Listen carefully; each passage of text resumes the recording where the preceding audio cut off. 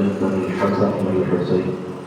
الصلاة والسلام عليك يا سيدي يا مكين قلوب المؤمنين الصلاة والسلام عليك يا سيدي يا راحة العاشقين الصلاة والسلام عليك يا سيدي يا محمد رسول الله صلى الله عليه وسلم مولاي صل وسلم دائما أبدا على حبيبك خير الخلق كلهم محمد سيد الكونين والثقلين والفريقين من عرب ومن عجم رب اشرح لي صدري ويسر لي امري واحلل عقدة من لساني يفقهوا قولي رب زدني علما رب زدني علما رب زدني علما يا صاحب الجمال ويا سيد البشر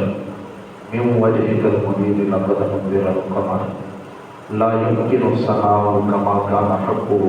بعد خدا بزرگ توئی قصہ مختصر. معزز و مکرم محتشم سامعین کرام، اللہ رب العزت کا احسان عظیم ہے کہ جس ذات مبارکات نے آپ کو مجھے اپنی بارگاہ رحمت ناز میں حاضر ہونے کا شرف کامل نصیب فرمایا. کروڑوں اربوں بار بلکہ لاتعداد بار درود پاک ہیں امام الانبیاء سید الانبیاء حضور بانی کائنات آقا نعمت صلی اللہ تعالی علیہ وسلم کی ذات مبارکات کے لیے کہ جن کے صدقہ عظیمہ سے، جن کی کرم نوازیوں سے اور جن کی عنایات سے مالک کائنات نے آپ کو مجھے دین اسلام کی عظمتیں عطا فرمائی. ہمارا موضوع سفر طریقت کے معاملات کیا ہے.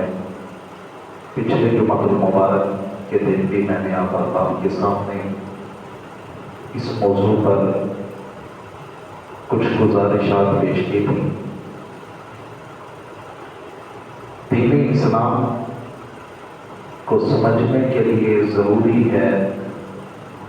کہ اولیاء اور کاملین کی ذوات مبارکات کو تسلیم کرنا. اگر اولیاء کی ذوات کو تسلیم نہیں کیا جائے گا تو دین اسلام کی سمجھ ہرگز نہیں آئے گی، کیونکہ برے صغیر پاک و ہند میں جتنا بھی دین کا کام ہوا پڑا ہے، یہ مساجد، یہ محراب و منبر، یہ جتنے بھی آباد ہیں، یہ سارا کا سارا اولیاء کرام کا فیضان ہے. وہ لوگ ہیں کہ جنہوں نے اپنا گھر بار چھوڑا، اپنا وطن چھوڑا، اپنا خیش قبیلہ چھوڑا اور حضور علیہ السلام کی طرف سے ان کو جس طرف اشارے ملتے ہیں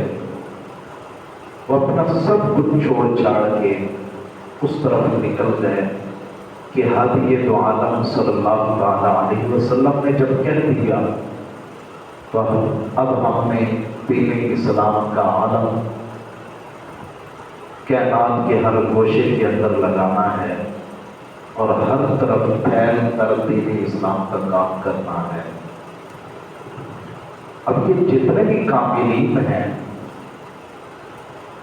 یہ وہ لوگ ہیں کہ جنہوں نے اپنی خودی کو، اپنی ذات کو مٹایا، اپنے آپ کو فنا کیا، اپنی ہستی کو فنا کیا اور فنا کرنے کے بعد پھر جو نکلے دین کے راستے پر، پھر اللہ نے ان کی نظروں کے اندر وہ کمال اور وہ جواہر رکھ دیے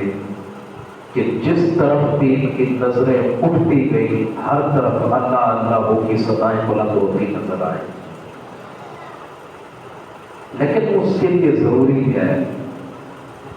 اپنے آپ کے اندر وہ تبدیلی لانا، اپنے آپ کے اندر وہ جذبہ اور وہ طریقہ محبت پیدا کرنا. کہ جو اولیاء و کاملین نے اپنے آپ کے اندر پیدا کیا تھا۔ حضرت سیدنا جنید بغدادی رحمۃ اللہ تعالی علیہ ایک دن غلاف کعبہ کو پکڑ کے کھڑے ہیں اور اللہ کی بارگاہ میں بار بار ایک ہی صدا کر رہے ہیں، یا اللہ راضی ہو جا، یا اللہ راضی ہو جا، یا اللہ راضی ہو جا۔ بار بار یہی جملے کہتے ہیں، یا اللہ راضی ہو جا۔ بس جب بار بار یہ صدا کی نا کہ مولا راضی ہو جا مجھ سے، جنید بغدادی رحمۃ اللہ تعالی علیہ، بلکہ سفیان ثوری کی بات کر رہا ہوں، حضرت سفیان ثوری خلاف کعبہ کو پکڑ کے کہتے ہیں، یا اللہ راضی ہو جا مجھ سے، مہربانی کر راضی ہو جا۔ بس یہ بار بار کہنے کی دیر تھی، حضرت رابعہ بصری آئی سامنے آ کے کہنے لگی، بس کرو سفیان ثوری، کیا رٹا لگا رکھا ہے کہ یا اللہ راضی ہو جا، راضی ہو جا، راضی ہو جا۔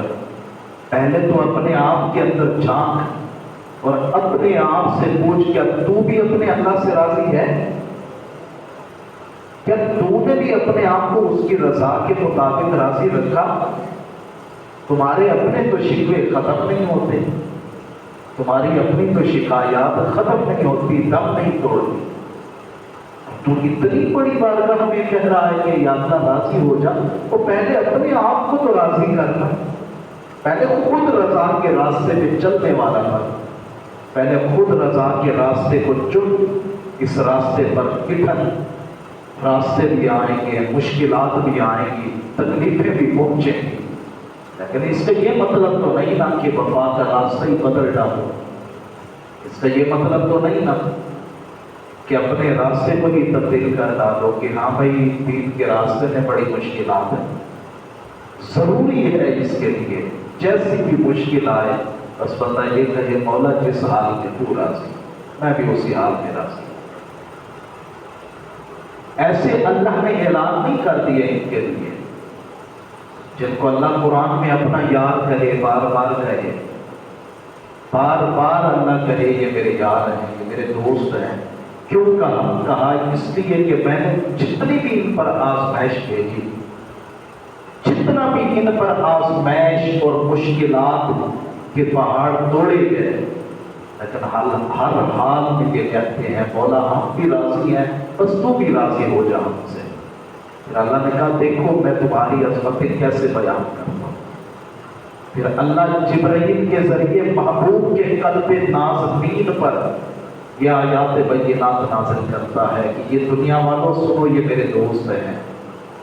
دنیا والوں سنو یہ میرے یار ہیں۔ اور دیکھیں کتنا عظمت والے لوگ ہیں کہ ان کا ذکر محبوب خدا کر رہے ہیں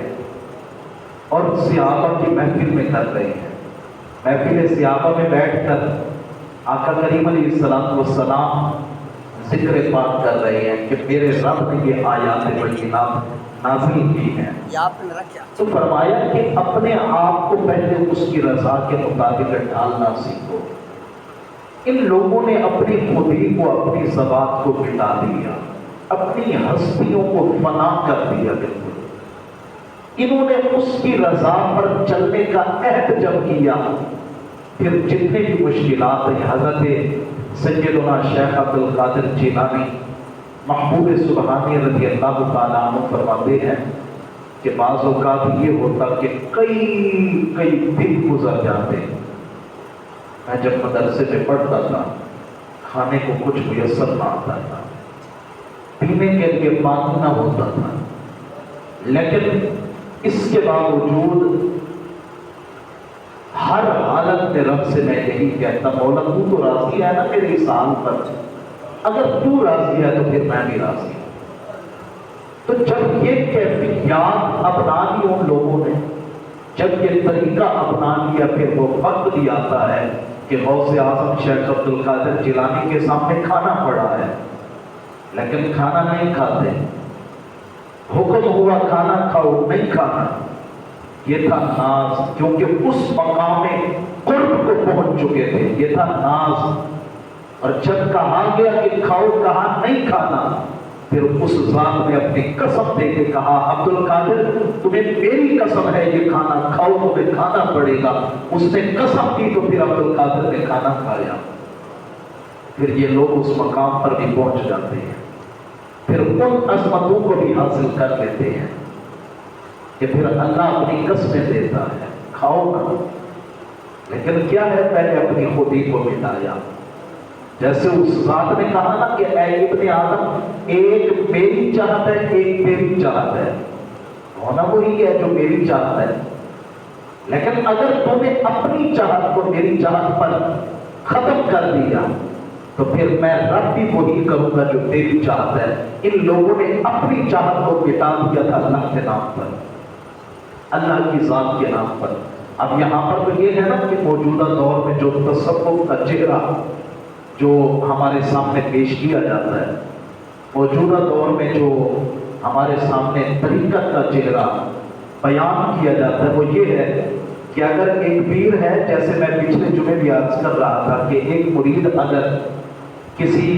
گدھا گاڑی پہ آنے والا ہے تو اس کو کئی گھنٹے انتظار کرنا پڑتا ہے،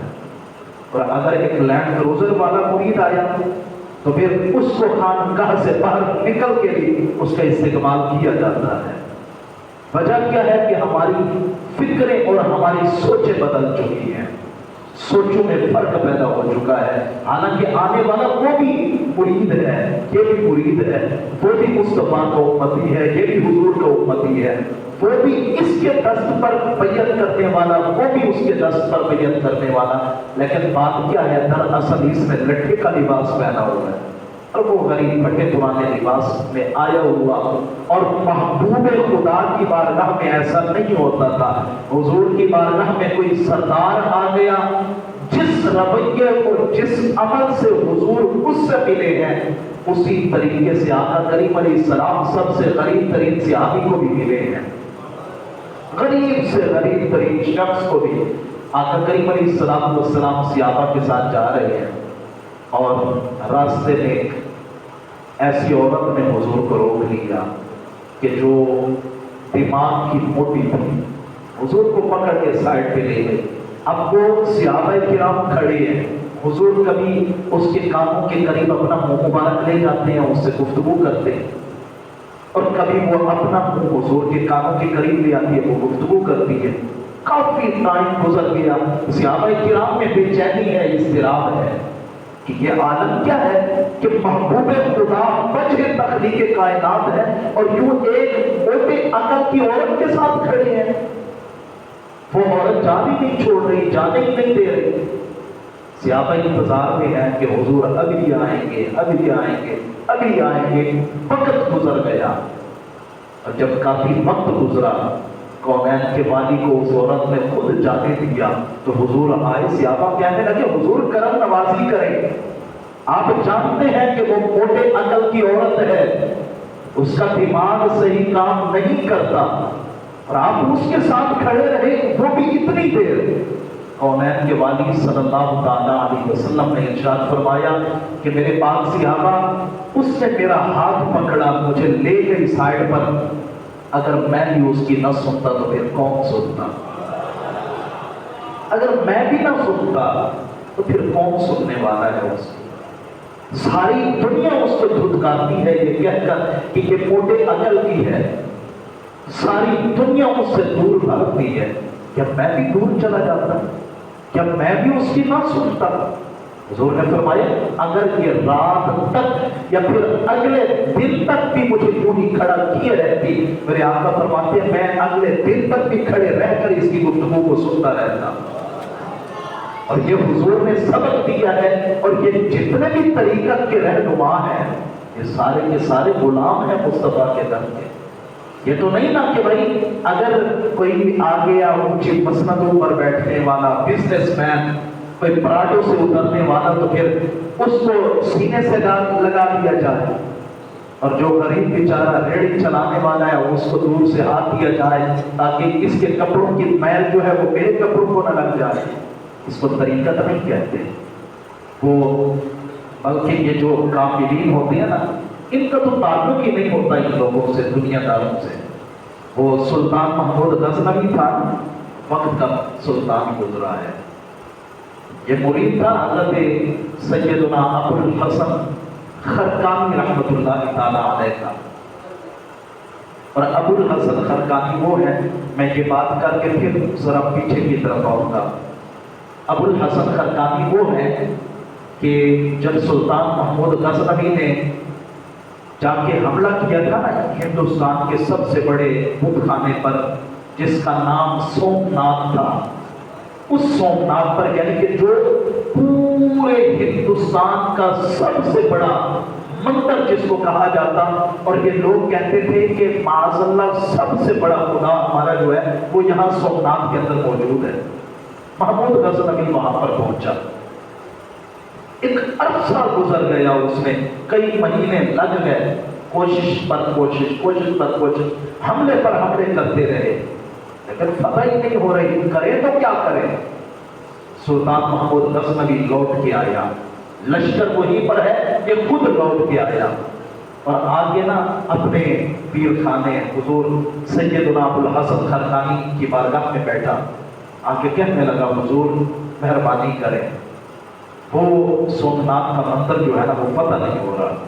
کچھ مہربانی کریں۔ حضرت ابو الحسن خرقانی رحمۃ اللہ تعالی علیہ نے نا اپنا اترا ہوا جبہ مبارک اتار کے دیا،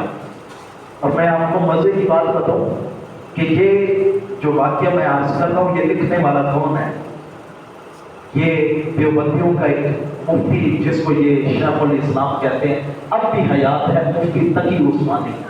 یہ جملے یہ واقعہ لکھنے والا وہ ہے جو کہتے ہیں کچھ کر ہی نہیں سکتے۔ میں نے کہا یہ شان ہے خدمت گاروں کی، سردار کا عالم کیا ہوگا۔ وہ شیخ الاسلام ان کا لکھ رہا ہے، وہ کہتا ہے کہ ابو الحسن خرقانی کے پاس آئے اور آ کے کہنے لگے کہ حضور مہربانی کریں کچھ عنایت فرمائیں۔ آپ نے اپنا جبہ مبارک اتار کے دیا، فرمایا جا جا کے رات کو اس کا وسیلہ اللہ کی بارگاہ میں پیش کرنا، اور جو دل میں آئے جو منشا بھی ہو وہ مانگنا، اللہ تمہیں میرے جبے کا صدقہ عطا فرمائے گا۔ کیونکہ پتہ تھا میں نے اپنے آپ کو مٹایا، اپنی ہستی کو مٹایا اس کے نام پر۔ اب وعدہ تو اسی کا ہے کہ اگر تو نے اپنی چاہت کو میری چاہت پر مٹا دیا تو پھر میں رب بھی وہی کروں گا جو تیری چاہت ہے۔ اب میری چاہت کو تو اللہ نے پورا کرنا ہے، اس لیے اب عالم یہ ہے کہ حضرت سیدنا سلطان محمود غزنوی شیخ ابو الحسن خرقانی سے وہ جبہ لے کر جب واپس پہنچے ہندوستان میں، اور آگے سومناتھ کے جس مقام پر آپ کا پڑاؤ تھا، آپ نے اس میں آ کے خیمے کے اندر سارا لشکر آرام کر رہا ہے اور سلطان سر بسجود ہے، اللہ کی بارگاہ میں رو رہے ہیں، گڑ گڑا رہے ہیں اور التجا کرتے ہوئے کہتے ہیں مولا مہربانی کر، کرم نوازی کر، میرے شیخ کامل کے اس جبے کا صدقہ، اس قمیض کا صدقہ ہمیں سومناتھ کے مندر پر فتح عطا فرما۔ بس دعا کرنے کی دیر تھی، واسطہ جو اتنا بڑا پیش کر دیا تھا، اگلے دن آپ کو سومناتھ پر فتح نصیب ہوئی، اور سومناتھ کے مندر پر جب انہوں نے حملہ کیا، تمام کے تمام برہمن جتنے پجاری تھے وہ سارے کے سارے قدموں میں گر گئے، کہنے لگے آپ نے فتح تو کر لی ہے لیکن ہمارے اس بڑے بت کو نہ توڑا جائے، ہم اس کے وزن کے مطابق جو ہے نا آپ کو سونا ہیرے جواہرات جو کچھ بھی لینا چاہتے ہیں آپ لے لیں، لیکن مہربانی کریں اس کو چھوڑ دیں۔ آپ نے فرمایا میں اس کو نہیں چھوڑنے والا، میں تو بتوں کو توڑنے کے لیے آیا ہوں۔ دنیا قیامت تک کیا کہے گی کہ وہ جو سلطان محمود غزنوی آیا تھا وہ بت فروشی کرنے والا تھا، میں اپنے آپ کو بت فروش نہیں بلکہ تاریخ کے اوراق میں بت شکن کہلوانا چاہتا ہوں، اس لیے آپ نے اس کو توڑ دیا۔ پھر اللہ نے وہاں سے مال و زر کو جو عطا کیا سو عطا کیا، لیکن جو بات عرض کر رہا ہوں بس فتح تو حاصل ہو گئی، خوشی کے عالم کے اندر سر رکھا، سوئے، عالم خواب میں قسمت میں انگڑائی دی، اور خواب میں دیکھا سامنے شیخ کامل حضرت ابو الحسن خرقانی موجود ہے۔ ابو الحسن خرقانی کو دیکھا تو سلطان محمود غزنوی عالم خوشی میں آگے بڑھے اور کہنے لگے حضور آپ کے جبے کا صدقہ اللہ نے ہمیں فتح عطا فرمائی ہے۔ شیخ نے پوچھا یہ بتا تو نے دعا کیا کی تھی؟ بولا میں نے دعا کی، اے پیر کامل میں نے دعا کی تھی کہ یا اللہ مجھے میرے مرشد کامل کے جبے کا صدقہ سومنات کے بندر پر فتح عطا فرما۔ ابو الحسن خرقانی نے چہرہ موڑ لیا، فرمایا محمود غزنوی ہمارے جبے کی مزدور نے اتنی قیمت لگائی تھی، سمجھے نہیں آپ، بچا گئے ہو تسی۔ کہا اتنی قیمت میرے جبے کی تو نے لگائی کہ صرف سومنات پر فتح؟ خدا کی قسم اگر تو چاہتا اور اللہ کی بارگاہ میں عرض کرتا مولا میرے شہر کے جبے کا صدقہ جتنے ہندو یہاں پر جمع ہے ان سب کو کلمہ کی دولت عطا کر تو اللہ یہ دولت بھی تمہیں عطا فرما دیتا۔ میں اس ابو الحسن خرقانی کی بات کر رہا ہوں کہ جب خراسان سے یہ خراسان کے اندر سلطان محمود غزنوی آیا نا تو اس نے ایک دفعہ تو ارادہ کیا کہ اپنے مرشد کی بارگاہ میں حاضر ہو کے ان سے ملا جائے۔ ہم یہی کچھ کرتے ہیں نا، کام اپنا گئے ہوتے ہیں، لاہور چلے جائیں یا آپ کا تعلق ہے لالا موسیٰ والوں کے ساتھ زیادہ تر، یا اسی طرح ایک اور علاقہ ہے وہاں پر، تو کام تو ہے اپنا بھائی چکوان تلا گنج کے ایریے میں۔ اب میں نے کہا اسلام آباد کی آئے ہو چلو کیوں نہ ساتھ کیا لالا موسیٰ، مرشد کی بارگاہ میں بھی حاضری دے دو۔ لیکن محمود غزنوی نے جب یہ سوچا تو پھر اپنے آپ کو ہی سرزنش کرنے لگے، محمود غزنوی سوچ ذرا، یہاں تو آیا ہے اپنے کام سے اور ساتھ میں تو کہہ رہا ہے مرشد کی بارگاہ میں حاضر ہوا جائے، کیا یہ کوئی ادبی نہیں ہے کہ تو آیا اپنے کام سے اور مرشد سے ملنا چاہتا ہے؟ ضروری ہے مرشد کے لیے کہ اسپیشل جا، اسپیشل سفر کر، اور پھر عجز اور محبت کے عالم کے اندر سفر کرتے ہوئے مرشد خانے میں پہنچ، وہاں سے واپس چلے گئے، پھر ہندوستان سے لوٹ کے پھر خراسان آئے، اور ابھی خراسان سے کچھ باہر ہی تھے، آپ نے اپنے غلام کو بھیجا کہ جا کے نا میرے مرشد ابو الحسن خرقانی سے، ابھی کیونکہ وہ تعلق وہ وابستگی ابھی نہیں پیدا ہوئی تھی، اس لیے جانتے نہیں تھے کامل طریقے سے مرشد کو، اس لیے کہا جا کے میرے مرشد ابو الحسن خرقانی سے بول کہ کیونکہ وقت کا بادشاہ آ رہا ہے تو وقت کے بادشاہ کے لیے ضروری ہے کہ آپ وقت کے امیر کے لیے کم سے کم اپنے حجرے سے باہر نکل کے اس کا استقبال کو کریں نا، اور اگر میرا مرشد اس چیز سے انکار کر دے تو پھر ان کو قرآن کی یہ آیت کریمہ سنا دینا کہ یا ایھا الذین آمنوا اطیعوا اللہ واطیعوا الرسول واولی الامر منکم، کہ ایمان والو اللہ کی اطاعت کرو، اس کے رسول کی اطاعت کرو، اور جو تم پر حکمران بنائے گئے ان کی بھی اطاعت کرو۔ یہ آج والے حکمرانوں کی بات نہیں کر رہا، ٹھیک ہے ہمارے حکمران ہیں لیکن ہر معاملے میں بھی اطاعت، کہ یہ معاذ اللہ کبھی ختم نبوت پر حملہ کر دیں ہم کہیں ہم نے اطاعت کرنی ہے، یہ بات نہیں ہے، بلکہ ان معاملات کے اندر جہاں شریعت سے ان کا قانون نہ ٹکراتا ہو اس کی بات کر رہا ہوں میں۔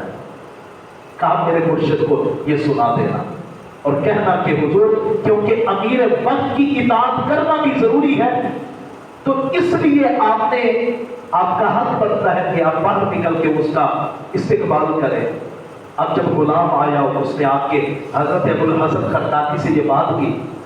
تو آپ رو پڑے، آپ نے فرمایا جا کے محمود غزنوی سے کہہ دو کہ اللہ کے بندے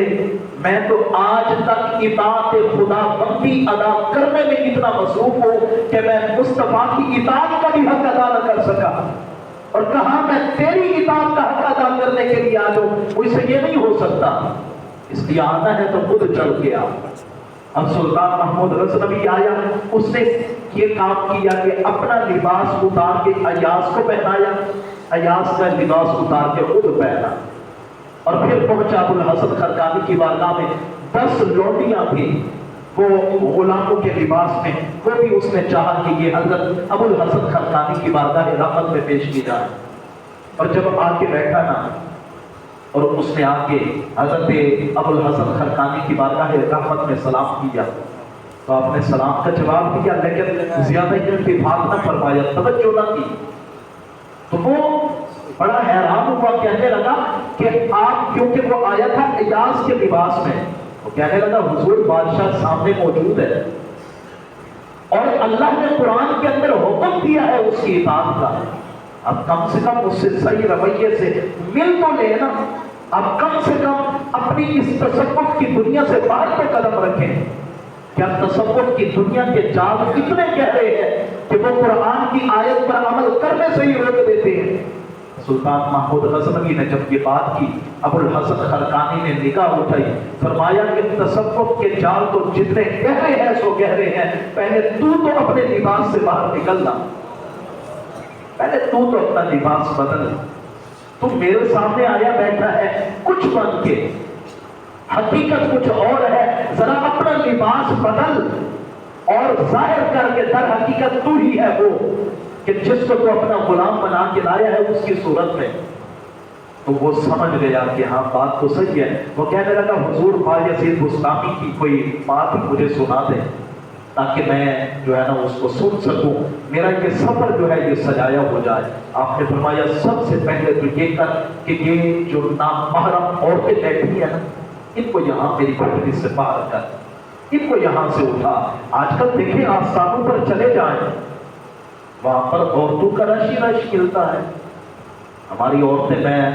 اکثر سنتا ہوں، حیران ہوتا ہوں کہ یار کمال کی بات ہے کہ بھائی ہم جا رہی ہیں داتا حضور زیارت کرنے کے لیے، ہم جا رہی ہیں فلانے مرشد کی زیارت کے لیے، ہم جا رہی ہیں فلانی بارگاہ میں زیارت کے لیے، اور بھائی مرشد زیادہ بڑا ہے یا مرشد کا سب سے بڑا مرشد کائنات کا والی سید الانبیاء سب سے زیادہ سچے ہیں؟ حضور نے کہا کہ کسی دربار پر کسی عورت کو جانے کی اجازت نہیں ہے، لیکن ہم کہتے ہیں چلیں جی میری عورتیں بھی چلیں۔ شہباز قلندر رحمۃ اللہ تعالیٰ علیہ کا عرس آتا ہے، عورتیں بھی جاتے ہیں، مرد بھی جاتے ہیں، یہ سارے کے سارے وہاں جا کے پھنگڑے ڈال رہے ہوتے ہیں۔ کیا یہ اسلام کا چہرہ ہے؟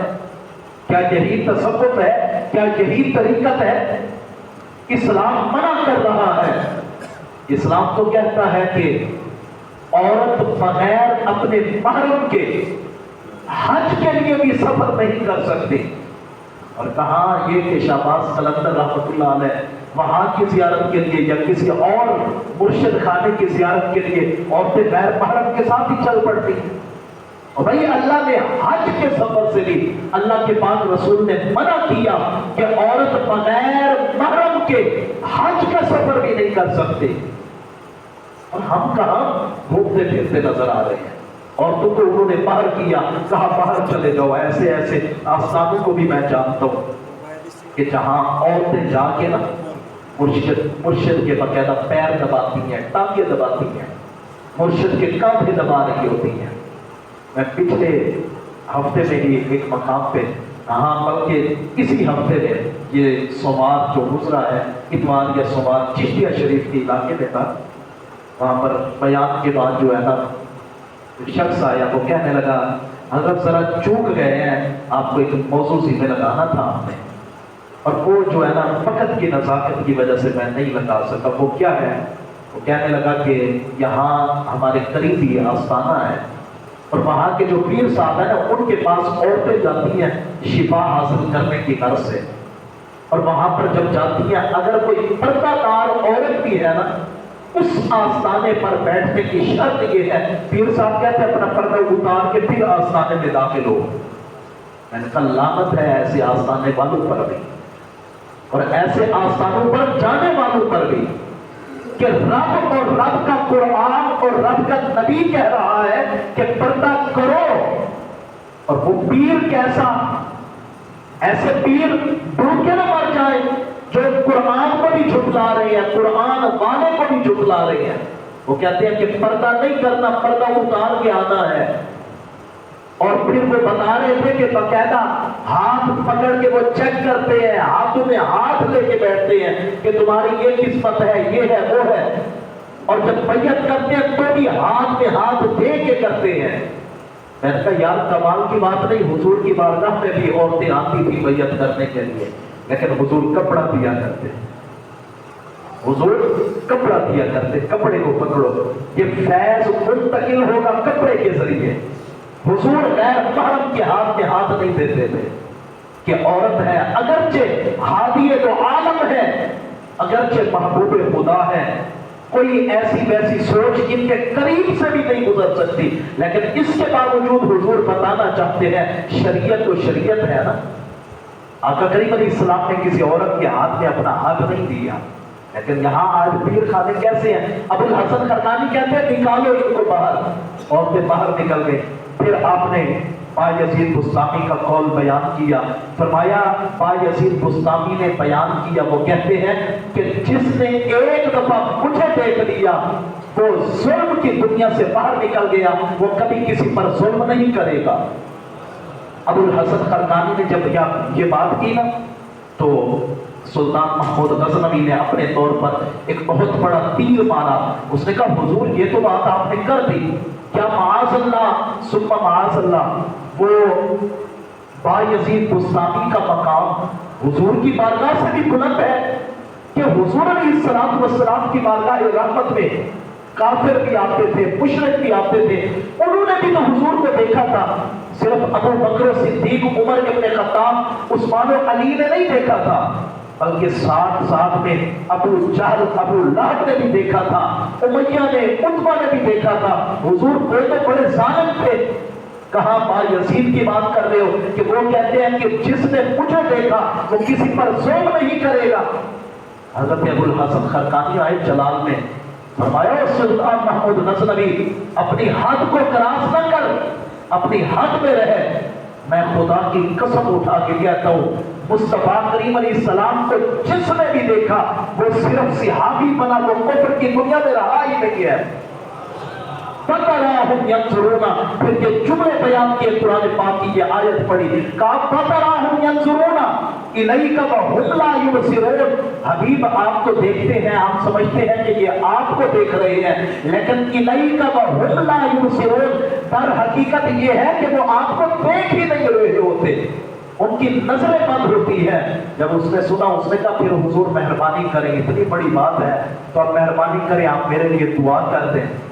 दुआ फरमा दें। आपने फरमाया कि जब मैं दुआ करता हूँ तो मैं दुआ हमेशा यही करता हूँ कि या अल्लाह तमाम मुस्लिमीन मुस्लिमात तमाम की मग़फ़िरत फरमा, अल्लाहुम्मा ग़फ़िर लिल मुमिनीन वल मुमिनात। सुल्तान महमूद गज़नवी कहने लगा हुजूर मेरे लिए खास ही कर दिया करें। फरमाया तू क्या चीज़ है, तू भी हुजूर का गुलाम, दूसरे भी हुजूर के गुलाम, तू बादशाह बन के आया है तो क्या हुआ, तू भी हुजूर का गुलाम है, वो भी हुजूर के गुलाम है, मैं सब के लिए मिला जुला के करता हूँ। सुल्तान महमूद गज़नवी ने एक थैली दी अशरफियों की, कहा हुजूर ये कबूल करें और मुझे इजाजत है। आपने फरमाया पहले बैठ। एक रोटी का टुकड़ा उठाया, उठा के दिया महमूद गज़नवी को, कहा जरा ये खा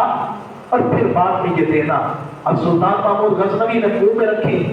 तो इतनी सख्त के चबाई ना जाए। उसने कहा हुजूर ये मुझसे नहीं चुभती, ये तो मेरे हल्क से नीचे ही नहीं उतरेगी। आपने फरमाया जैसे ये रोटी का टुकड़ा तेरे हल्क से नीचे नहीं उतरता, वैसे ये अशरफियां हम अल्लाह वालों के हल्क से नीचे नहीं उतरती, हमें इनकी जरूरत नहीं है, ये ले जा वापस। वो उठा और जब जाने लगा तो अब अबुल हसन खरकानी खड़े हो गए, उसको रुखसत करने लगे। हैरान रह गया, कहने लगा हुजूर बात क्या है, आखिर वजह क्या है। पहले जब मैं आया तो आप तवज्जो से बात ही नहीं करते, आपने सही तरीके से गुफ्तगू करना ही मुनासिब न समझा। अब मैं जाने लगूं तो आप खड़े हो गए और अदब से एहतराम से रुखसत कर रहे हैं। हज़रत अबुल हसन खरकानी फरमाने लगे कि पहले जब आया था बादशाह बन के आया था, यार ऊंची आवाज से नाम सुना, पहले आया था तो बादशाह बन के आया था, इसलिए मैं बादशाहों का अदब नहीं करता। अब जाने लगा है तो गुलाम मुस्तफा बन के जा रहा है, और गुलाम मुस्तफा का अदब तो मैं यूं करता हूं कि मैं उसको अपना इमाम समझता हूं, इसलिए मैं तेरी ताज़ीम के लिए खड़ा हो गया। तो ये तसव्वुफ की दुनिया जो है ना, ये बड़ी गहरी है। آج جس بندے کو بس تھوڑا سا نسبت کا تھوڑا سا پتہ لگ جائے وہ پیر بھی بن جاتا ہے، پھر جو ہے نا اس کے القابات وغیرہ شروع ہو جاتے ہیں، جی پیر طریقت، رہبر شریعت، فلاں ابن فلاں، امام الاولیاء، سید السادات۔ اور بھائی اللہ کے بندو ذرا خیال کرو، ذرا سوچو کہ تصوف کی دنیا کہتے کس کو ہے، طریقت کی دنیا کہتے کس کو ہے۔ پہلے اپنی خودی کو مٹانا پڑتا ہے، اپنے آپ کو، اپنی ذات کو، اپنی انو کو مٹانا پڑتا ہے، کہ سب کچھ مٹا کے ہر چیز بنا کر کے جب بندہ پہنچتا ہے نا در مصطفیٰ پر، وہاں سے جو خیرات ملتی ہے اس کو تصوف کہتے ہیں اور اس کو طریقت کہتے ہیں۔ ہم فرضی کی زندگی بھی گزارے اور اپنی چاہت کی زندگی بھی گزارے کہ ذہنی نور بھی نہ ہو شریعت مصطفیٰ کا، نماز ہم نہ پڑھیں، یہ پانچوں انگلیوں میں انگوٹھیاں بھی ہوں، یہ گلے کے اندر کڑے بھی ہوں، زلفیں یہاں تک پھیلی ہوئی ہوں عورتوں کی طرح، پھٹے پرانے کپڑے، نہ نہانے کا پتہ، نہ دھونے کا پتہ، نہ نماز کے فرائض کا پتہ، نہ شریعت کے اوصاف کا پتہ، اور پھر باہر لکھا ہو پیر طریقت، رہبر شریعت، اور ہم کہیں واہ واہ کیا کہنے، یہ تو پہنچا ہوا ہے۔ کہاں پہنچا ہوا؟ اس کو نہیں کہتے کہ جو اتنے بڑے کمالات دکھانے والا ہو، بلکہ پہنچا ہوا کہتے ہی اس کو ہے جو مصطفیٰ کے در پر خود بھی پہنچا ہوا ہو اور دنیا کو بھی پہنچانے والا ہو۔ اس لیے اپنی زندگی اس شخص کے ہاتھ میں اپنا ہاتھ دیں۔ اور یہ آخری بات عرض کر رہا ہوں کیونکہ آپ سے جو ہے نا ہماری انتظامیہ کے احباب نے بات کرنی ہے 5 منٹ کے لیے۔ فرمایا حدیث پاک کے اندر آتا ہے، میرے آقا کریم علیہ الصلوۃ والسلام نے فرمایا جس شخص نے بھی اپنا ہاتھ کسی کامل کے ہاتھ میں نہیں نہ دیا، اپنا ہاتھ کسی کامل کے ہاتھ میں، بعض لوگ کہتے ہیں بھئی ہمارا جو پیر ہے نا وہ حضور ہے، ہمیں کسی اور کی جو ہے بیعت کرنے کی ضرورت ہی نہیں ہے۔ لیکن میرے آقا کریم علیہ الصلوۃ والسلام نے ارشاد فرمایا جس نے بھی کسی کامل کے ہاتھ میں اپنا ہاتھ نہ دیا نا، فرمایا جب اس کو موت آئے گی وہ جہالت کی موت مرے گا۔ اس لیے کسی کامل کے ہاتھ میں ہاتھ دے، لیکن ایسا شخص چنے جو شریعت کی اتباع کرنے والا ہو، جو شریعت کے راستوں پر چلنے والا ہو۔ اگر شریعت کے راستے پر نہیں چلنے والا، جتنا بھی بڑا کامل آپ کو لگ جائے لیکن اس کے پیچھے نہ چلے۔ شریعت ان لوگوں کی متبع نہیں بلکہ ان لوگوں کی کو ضروری ہے کہ یہ شریعت مصطفیٰ کی اتباع کریں۔ اللہ پاک آپ سب کی میری حاضری اپنی بارگاہ رحمت میں قبول اور منظور فرمائے، آمین ثم آمین۔ وآخر دعوانا بیٹھ جائیں۔